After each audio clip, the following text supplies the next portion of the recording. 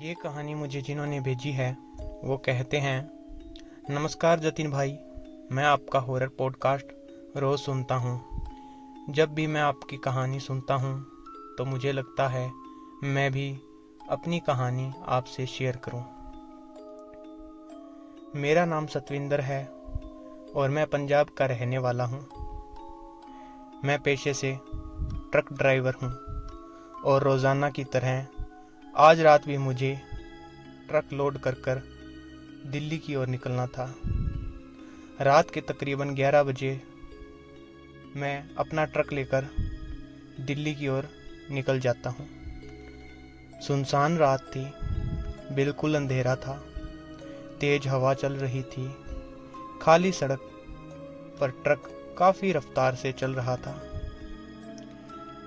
मैंने देखा पास ही से मेरे एक सफ़ेद गाड़ी काफ़ी स्पीड से ओवरटेक करके आगे चली गई।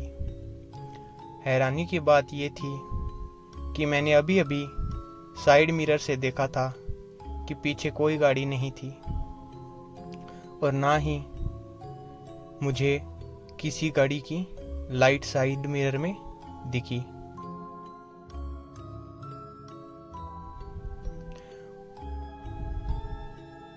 देखते ही देखते वो गाड़ी दिखना बंद हो गई और मैं अपनी धुन में गाड़ी चलाने लगा। मेरा रास्ता काफ़ी सुनसान था और सफ़र भी काफ़ी लंबा था। रात की खामोशी में मेरे ट्रक की आवाज़ मुझे साफ सुनाई दे रही थी कि मैंने देखा वही सफ़ेद रंग की गाड़ी फिर से मेरे ट्रक को उसी तरह ओवरटेक करके वापस आगे गई। हैरानी की बात यह है कि अब की बार भी मैंने साइड मिरर से देखा था, पीछे कोई गाड़ी नहीं आ रही थी और ना ही साइड मिरर में मुझे कोई गाड़ी की रोशनी दिखाई दी। मेरा दिल काफ़ी तेज़ी से धड़कने लगा और अब मुझे डर भी लगने लगा था। डर के मारे मैं अपनी ट्रक को काफ़ी स्पीड से भगा रहा था। मेरे दिमाग में अब काफ़ी बुरे और डरावने ख्यालात आने लगे थे।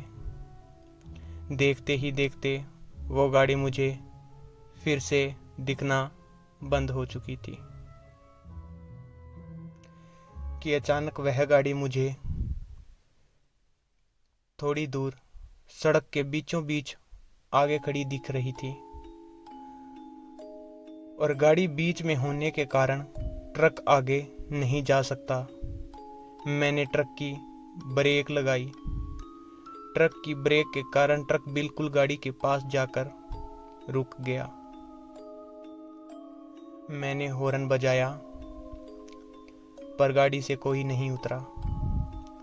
काफ़ी हॉर्न बजाने पर भी कोई नहीं उतरा तो मैंने जल्दी अपनी गाड़ी के दोनों बारियां लॉक कर ली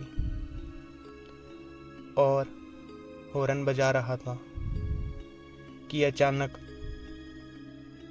गाड़ी में से एक खिड़की खुली, ड्राइवर साइड वाली, और मैं ध्यान से वहां देखने लगा तो एक अजीब सा आदमी गाड़ी से उतरा और धीरे धीरे मेरे ट्रक के पास आने लगा। ट्रक के दोनों शीशे बंद होने के कारण और गाड़ी लॉक होने के कारण मैं थोड़ा सा सेफ महसूस कर रहा था, पर उस आदमी को देखने के बाद मेरे रोंगटे खड़े हो गए क्योंकि वह आदमी आम इंसान से काफ़ी लंबा था और ये देख मुझे थोड़ा डर लगा। देखते ही देखते वह मेरे ट्रक के ड्राइवर साइड आ गया और ट्रक की बारी खोलने लगा। ट्रक की बारी लॉक होने के कारण खुल नहीं रही थी और वह ज़ोर ज़ोर से बारी खोलने की कोशिश कर रहा था। मैंने ट्रक में से इशारा किया, भाई गाड़ी हटाओ, मुझे ट्रक लेकर जाना है। उसने मेरी बात नहीं सुनी तो मैंने फ़ोन की फ्लैश लाइट जलाई और उसके मुंह पर मारी। मैं देखकर हैरान हो गया क्योंकि उसका मुंह बहुत ज़्यादा अजीब था। उसकी एक आंख बिल्कुल बंद थी और दूसरी आंख से वह मुझे देख रहा था। जिस दूसरी आंख उसकी काफ़ी डरावनी थी और बिल्कुल लाल थी। वह हंस रहा था मुझे देखकर, मानो पता नहीं आगे ऐसी क्या चीज़ देख ली। मैं बहुत ज़्यादा डर गया और गियर लगाया और ट्रक की रेस दबा दी। टक्कर लगते ही गाड़ी साइड हो गई और मैंने स्पीड से वहाँ से ट्रक निकाल लिया। मैंने साइड मिरर से देखा तो वह गाड़ी बिल्कुल मेरे पीछे चल रही थी। मैं बहुत ज़्यादा घबरा गया था। मैं ट्रक को और ज़्यादा स्पीड करके जल्दी से जल्दी कोई ढाबा या कोई गांव शहर में पहुंचना चाहता था। सुनसान रास्ता होने के कारण मुझे कोई आगे ज़्यादा दिखाई नहीं दे रहा था। वह गाड़ी तकरीबन काफ़ी स्पीड से चल रही थी और वह गाड़ी मेरे ट्रक के बिल्कुल पास आ गई थी। मुझे बहुत ज़्यादा डर लग रहा था कि मेरे साथ क्या होगा। मैंने गाड़ी को काफ़ी स्पीड से भगाया और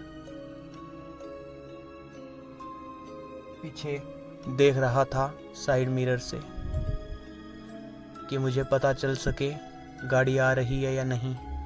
वह गाड़ी मेरे ट्रक के बिल्कुल पास आ चुकी थी तो मुझे लगा शायद अब मेरा बचना नामुमकिन सा है, क्योंकि यह कोई इंसान नहीं था। मैं अपनी स्पीड में गाड़ी ले जाए जा रहा था और तभी मैंने सोचा गुरुदेव का नाम लिया जाए। मैंने गुरुवाणी चला ली अपने फ़ोन में और ज़ोर से गुरुवाणी का पाठ करने लगा। फिर मैंने वापस साइड मिरर में देखा तो पीछे कोई गाड़ी नहीं आ रही थी। डर अभी भी उतना ही लग रहा था क्योंकि अभी भी मैं कोई गांव के पास नहीं पहुंचा था। गाड़ी की काफ़ी स्पीड होने के कारण मैं काफ़ी घबराया हुआ था। मैंने देखा वह गाड़ी आगे फिर से खड़ी हुई थी। अब की बार मैं यह देखकर बहुत ज़्यादा डर गया, पर अब की बार वह गाड़ी सड़क के बीचों बीच नहीं, सड़क की एक साइड में खड़ी थी और गाड़ी की टक्कर लगने के बाद भी अभी भी गाड़ी के कुछ भी नहीं बिगड़ा था। वह गाड़ी वैसी ही खड़ी थी।